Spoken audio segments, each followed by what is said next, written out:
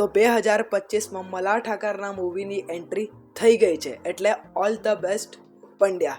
આ એક નવી મલ્હાર ઠાકરની મૂવી છે જેના મુખ્ય ભૂમિકામાં આપણને જોવા મળે છે ઓફકોર્સ મલ્હાર ઠાકર, દર્શન જરીવાલા, વંદના પાઠક, યુક્તિ રાંદેરિયા. આના આપણે સ્ટોરીની વાત કરીએ તો આની આટલી સ્ટોરી ટીઝરથી રિવીલ નથી થતી, કારણ કે ટીઝરનું કામ હોય એની આઉટલાઇન દોરવી, એનો શું કોન્સેપ્ટ છે એ કેવો, ના કે એની સ્ટોરી લાઇટલી પણ સમજાવી. પણ જેટલો આપણને કોન્સેપ્ટ ખબર પડે છે એ છે આમાં આપણને એક બાપ દીકરાની સ્ટોરી જોવા મળે છે, જેમાં બાપ એકદમ સીધો સાદો જોબ કરતો અને દીકરો છે એ એકદમ તોફાની મસ્તીખોર ટાઈપનો, કે ના એ કંઈક કામકાજ કરે છે, આખો દિવસ મસ્તી અને તોફાન કર્યા કરે છે. અને એના માટે એના પિતા જે દર્શન જરીવાલા જેનો રોલ કરેલો છે એ એને ઘડી ઘડી ટોકે છે અને વળે છે કે કંઈ કામકાજ કર. પણ દીકરો કહે છે કે મને આ ડેસ્ક જોબ એટલે બેસીને કામ કરવું એ નથી ગમતું.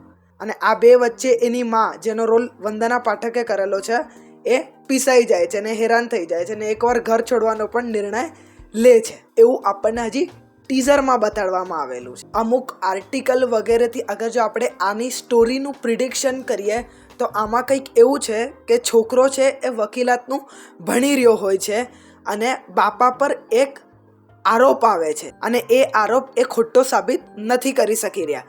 હવે બાપાને બચાવવા માટે મલ્હાર ઠાકર છે એક કેસ લડે છે એના બાપા માટે. તો આ આપણને અમુક આર્ટિકલ વગેરેમાંથી આ સ્ટોરીનો અંદાજો આવી રહ્યો છે. હવે આ હશે કે નહીં સ્ટોરી એ હજી કન્ફર્મ નથી, કારણ કે ટીઝરમાં એવું ખાસ બતાવવામાં આવેલું નથી. અગર જો આના આપણે નામ સાથે અને ટીઝરને કમ્પેર કરીએ તો આનું નામ છે ઓલ ધ બેસ્ટ પંડ્યા, અને આવું કંઈ જ એમાં બતાવ્યું નથી ટીઝરમાં જેના ઓલ ધ બેસ્ટ સાથે આમ એનું કંઈ લિંક થઈ જાય.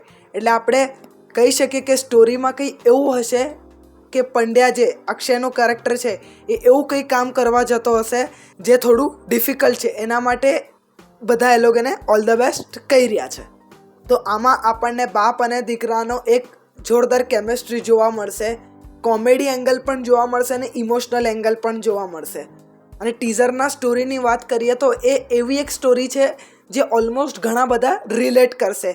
પપ્પા હશે તો એ પપ્પાના રીતે રિલેટ કરશે અને દીકરા દીકરાના રીતે રિલેટ કરશે અને મમ્મી મમ્મીના રીતે રિલેટ કરશે કે એ બે જણના વચ્ચે કેવી રીતે ફસાઈ જાય છે.